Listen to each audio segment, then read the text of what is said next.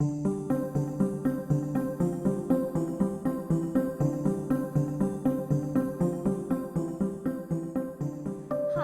in this video we aim to teach the Whittington Hospital approved method of how to scrub into theatre.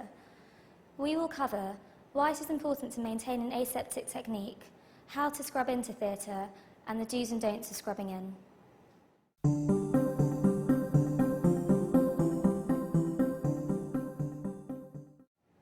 Why is it important to maintain an aseptic technique? We all have microorganisms on our skin, hair and clothing. During invasive procedures, it is important that these microorganisms are not introduced into the patient's body. Therefore, sterile attire is worn during such procedures. Hand hygiene is especially important because these come into closest contact with the patient. They are also an important source of transient bacteria, so it is important to re-scrub between patients when in theatre.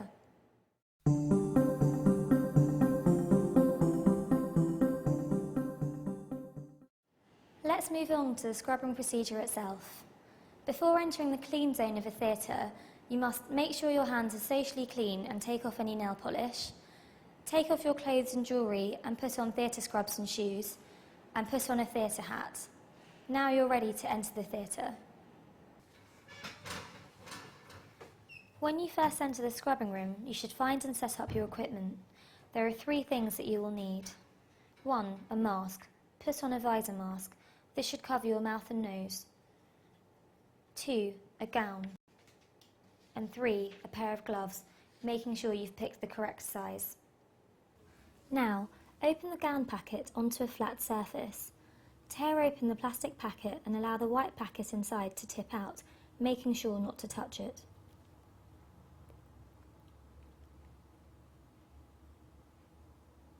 Open each corner of this white packet in turn, extending the edges to ensure they don't refold.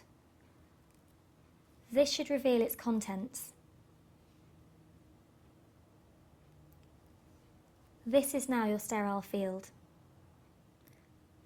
Next, take the packet of gloves and open it onto the sterile field, allowing the white packet inside to tip out.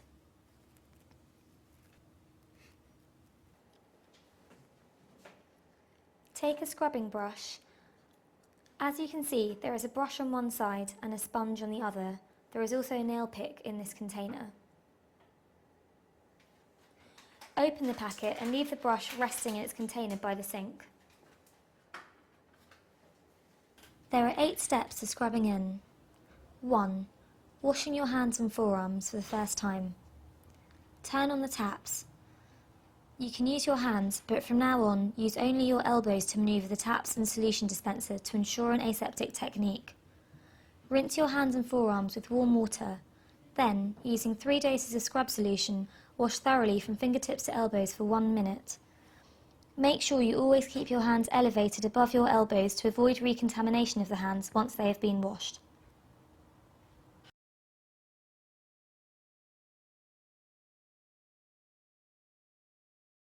2. Cleaning your nails. Firstly, lather your hands and forearms with scrubbing solution. Then, take the nail pick and clean each nail in turn, rinsing the pick after each nail. The pick should later be discarded in the sharps bin. For now, you can rest it by the sink. Then rinse your hands and forearms. Now it is time to pick up the brush.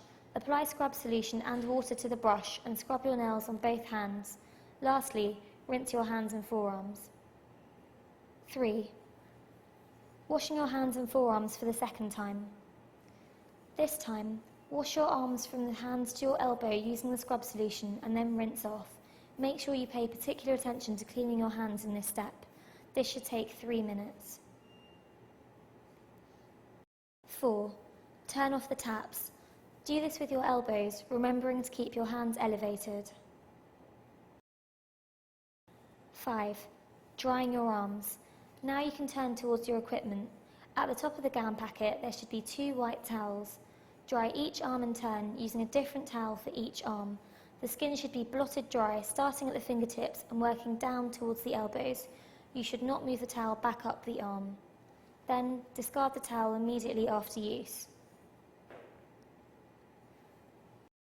6. Putting on the gown. The gown should now be visible in the packet. You should be able to see 2 pockets on either side of the gown. Slide your hands into these pockets and raise and abduct your arms.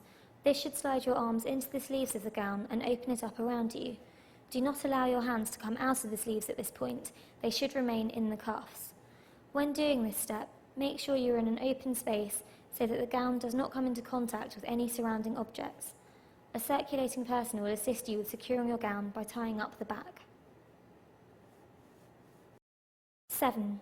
Putting on the gloves. In your sterile field, open the 2 sides of the gloves packet, extending the edges to ensure they don't refold. Each glove will be labelled with left or right. With your hand still in the cuffs of your gown, take the left glove and place it on the left cuff. Your left hand should be facing palm side up in the cuff. The fingers of the glove should be facing towards you. Through the sleeve, grasp the cuff of the glove, draw it over your sleeve using the other hand. Now manoeuvre your hand into the glove. The white part of your sleeve should remain on the inside of the glove. Do the same with your other hand. Never allow your bare hands to come in contact with the gloves or the outside of the gown. 8. Securing the gown.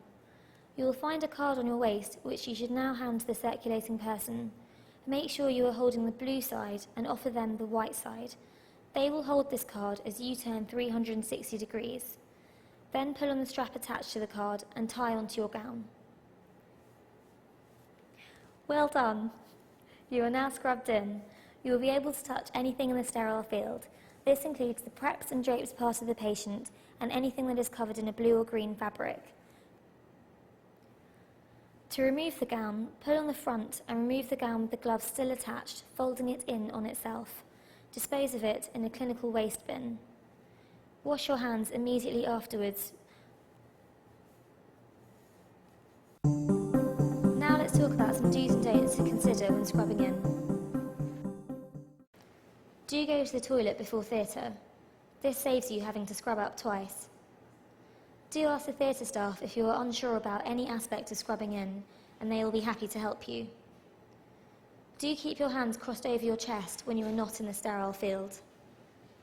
Do tell a member of the theatre staff immediately if you think you have come into contact with anything which is not in the sterile field. They will advise you accordingly. Don't rush the scrubbing procedure because you are afraid of being late.